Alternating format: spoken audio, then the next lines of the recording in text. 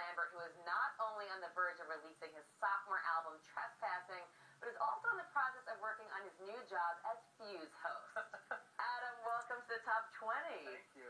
So how is it going? You're hosting a Top 100 Sexy Beats. Sexy Beats. So how is your hosting debut? Have you been doing hosting before? I think I've done little bits and bobs, but this is the first time I think I've done a whole, set. Not quite like this on Fuse. Yeah, this is like I'm getting, a lot of training here. They look here, stand here, throw. I'm learning new words. Are you enjoying it? Yes, I'm totally enjoying it, yeah.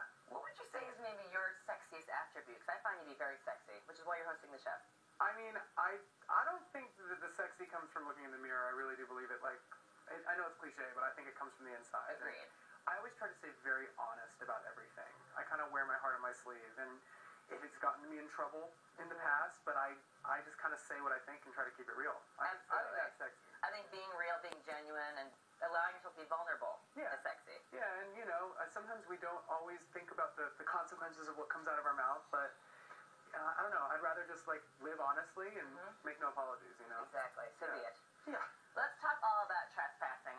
We were talking about it earlier. This is sort of the Adam Lambert debut as an artist. Yeah.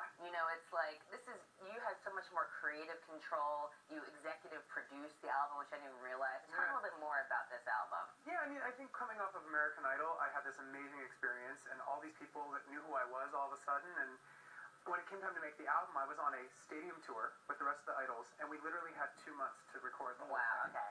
So it was very much like a guessing game. It was really fast, and I'm proud of it, but this album, I took a year, and I got to be in creative control of it, and I think that it really shows who I am, both as a person and as an artist. It highlights kind of both sides of my personality, the light, playful side, the part of me that likes to put on outfits and be cocky and proud and confident, and then the other side of me, which is very real, which doesn't always feel great. Like all people, I have my bad days, and I have my own issues, and I wanted to make an album that kind of showed the whole picture. Absolutely. Yeah. And this sort of duality that we're talking about, would you say that the fame maybe, put the pressure to more, and it was harder for you to find that balance? Like, how has it sort of affected, the fame affected that duality? It definitely magnifies things. Yeah. There's extra expectations that are beyond your own. All of a sudden, you have other people expecting certain things. You have your career side, you have fans, even your friends and family have different expectations. And it wasn't the easiest transition, but I feel like I'm so lucky to have gotten this opportunity. And so over the past couple years, I've made the transition and understood where I fit into this, how my life needs to kind of adjust. Yeah. And I'm really happy that I have the same friends that I had before all this happened. That helped a lot. Absolutely. That support. Yeah. But it definitely magnifies the ups and the downs. It makes Right. the highs higher and the lows lower. Understood. Yeah. And you've said that this album is a little bit more emotional, maybe it comes from a more soulful place. So tell me more about that. Well, I mean, I think with what I was saying, getting more grounded and kind of finally feeling more comfortable in the public eye and what's expected of me and what I expect of myself. Yes. When it came time to write this album, I didn't have anything else going on. I was living at home in LA, no big deadline or anything, so it was like, you know what, take your time and write.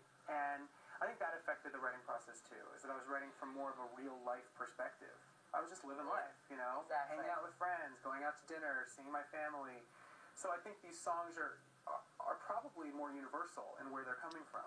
Right. They're not all about the fame and the roller coaster of all of a sudden now I'm doing interviews. It was more about the life part of it. Right. Taking a time out. Yeah. Right. Yeah. We're going to look right now at the video. It's Better Than I Know Myself at number 13. Cold as ice.